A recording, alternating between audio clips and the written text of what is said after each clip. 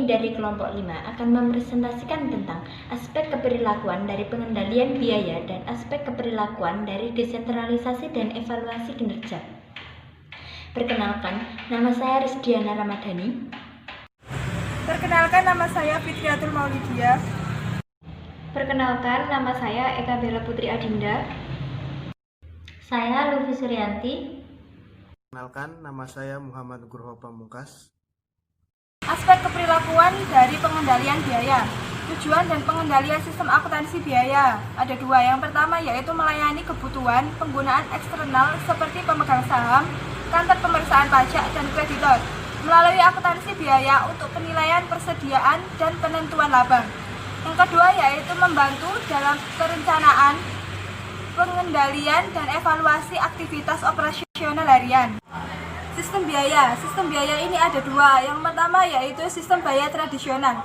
Sistem ini mengacu pada sistem biaya yang membatasi input pada biaya historis dan mengusahakan penyerapan penuh.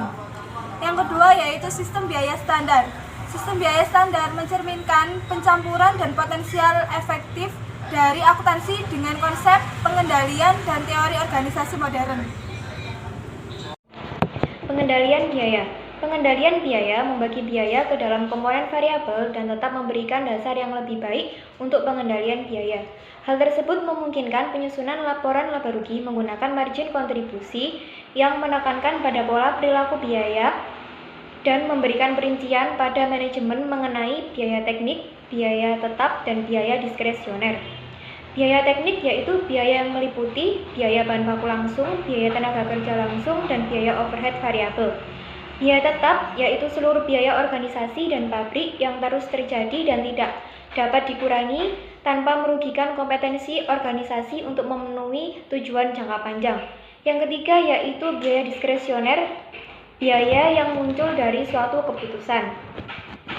Aspek keperilakuan dari langkah akuntansi biaya yang dipilih ada 8 aspek. Yang pertama yaitu penetapan standar, elemen yang paling berpengaruh dalam menentukan keberhasilan atau kegagalan sistem biaya yang digunakan sebagai kriteria kinerja. Yang kedua, partisipasi dalam penetapan standar. Standar yang ditetapkan harus lebih tinggi dari standar kinerja yang ditetapkan oleh perusahaan. Yang ketiga yaitu standar yang ketat vs standar yang longgar. Standar yang ketat berguna bagi manajer saja yang akan termotivasi oleh kebutuhan akan prestasi yang luar biasa. Sedangkan standar yang longgar tidak memberikan manfaat motivasional apapun karena standar begitu mudah dicapai sehingga manajer mengabaikan standar tersebut karena dianggap tidak berarti. Yang keempat, penerapan overhead. Praktek umum untuk membebankan overhead manufaktur tetap dan variabel ke produk yang tarif estimasi yang didasarkan pada tingkat kapasitas yang telah ditentukan sebelumnya. Yang kelima yaitu alokasi biaya tidak langsung. Perusahaan responden membedakan dengan tegas dua jenis biaya tidak langsung. Yang pertama yaitu biaya jasa korporat dan biaya administratif korporat. Biaya jasa korporat yaitu biaya jasa yang dilakukan secara sentral untuk manfaat korporat dan pusat pertanggungjawaban. Yang kedua, biaya administratif korporat yaitu biaya yang diperlukan untuk mengalokasikan kantor korporat. Yang keenam, analisis varians. Unsur utama dari pengendalian biaya adalah perbandingan secara periodik antara biaya aktual dengan sasaran biaya yang sudah ditentukan sebelumnya, baik dalam bentuk anggaran maupun standar. Perbandingan ini akan menghasilkan sejumlah varians.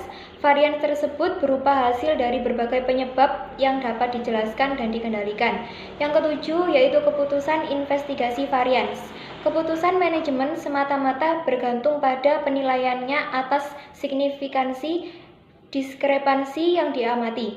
Varians ini memiliki signifikansi pengendalian hanya jika varians tersebut berasal dari penyebab yang dapat ditentukan. Dan yang terakhir yaitu aspek keperilakuan. Aspek perilakuan. Komponen khusus dari kebijakan pengendalian yang dapat mempengaruhi respon manusia itu ada 4 faktor. Yang pertama, batas pengendalian.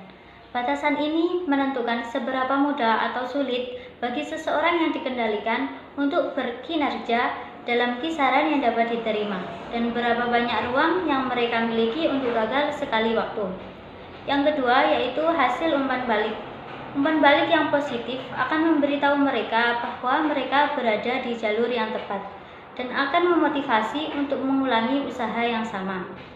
Sedangkan untuk umpan balik yang negatif tidak akan secara otomatis mendorong mereka untuk melakukan usaha yang lebih besar.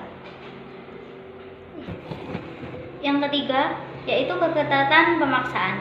Pemaksaan yang ketat atas kebijakan pengendalian akan menimbulkan tekanan dalam diri individu yang dikendalikan. Yang keempat, yaitu struktur penghargaan.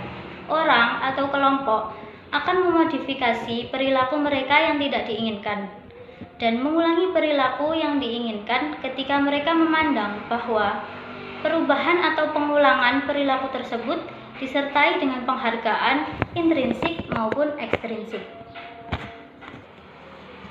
Selanjutnya yaitu aspek keperilakuan dari desentralisasi dan evaluasi kinerja. Apa itu desentralisasi?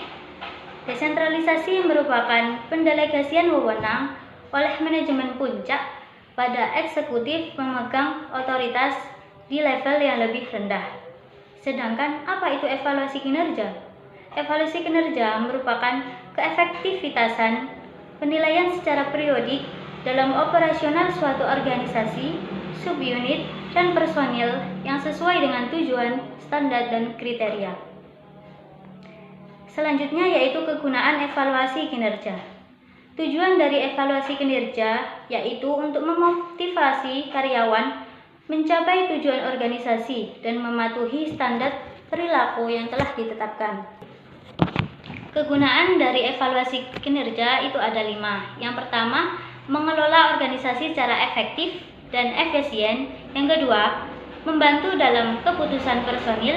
Yang ketiga, mengidentifikasi kebutuhan pelatihan dan pengembangan secara spesifik. Keempat, memberikan feedback kepada karyawan. Dan yang kelima, yang terakhir, yaitu memberikan dasar untuk memberikan alokasi penghargaan. Selanjutnya, reward atau penghargaan. Ada 3 pengaruh reward dalam perilaku. Yang pertama, positive reinforcement, yaitu konsekuensi positif, di mana konsekuensi yang ditambahkan ke lingkungan yang menyebabkan peningkatan dalam respon yang telah terjadi. Yang kedua, negative reinforcement, yaitu peningkatan frekuensi suatu perilaku yang positif karena hilangnya rangsangan yang merugikan atau tidak menyenangkan. Yang ketiga, punishment atau hukuman, yaitu sebuah cara untuk mengarahkan tingkah laku agar sesuai dengan tingkah laku yang secara umum. Secara umum sendiri, hukuman adalah sanksi fisik atau psikis untuk kesalahan yang telah dilakukan seseorang. Tipe-tipe reward ada 2 tipe. Yang pertama intrinsik dan yang kedua ekstrinsik. Untuk yang intrinsik yaitu penghargaan yang tidak nyata yang berupa manfaat psikologis. Hal ini biasanya berupa tantangan baru, sikap positif, dan sikap peduli.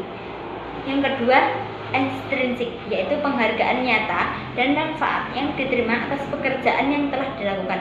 Hal ini biasanya berupa gaji, bonus, dan upah.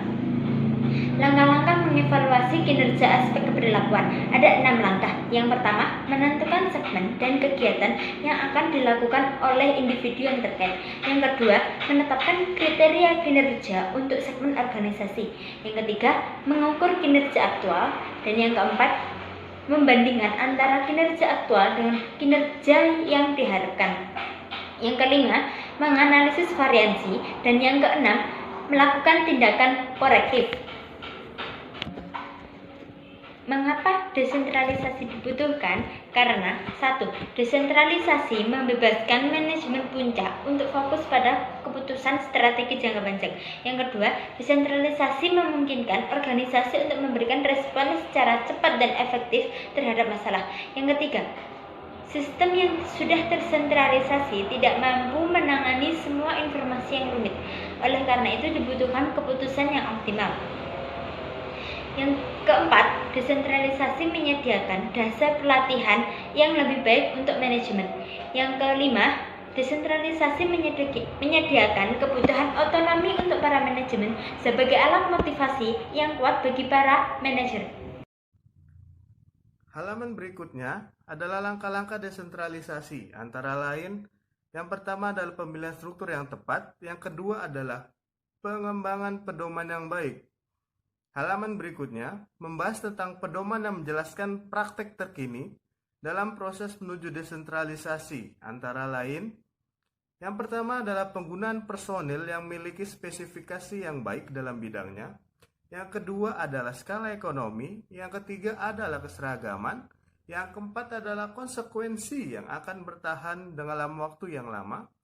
Dan yang kelima, kerangka waktu. Serta yang terakhir, mendorong eksperimen.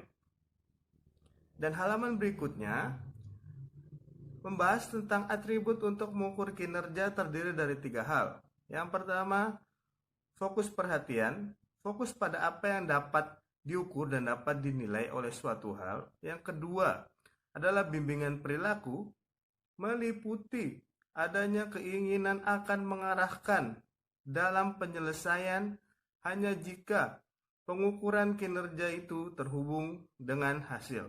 Dan yang ketiga dan ini yang terakhir adalah peningkatan rasa keadilan adalah hal yang paling penting dan yang atribut yang paling sulit untuk mengukur suatu kinerja. Sekian dari presentasi kelompok kami. Apabila ada salah kata, mohon dimaklumi dan semoga video ini dapat bermanfaat bagi kita semua. Terima kasih. Wassalamualaikum warahmatullahi wabarakatuh.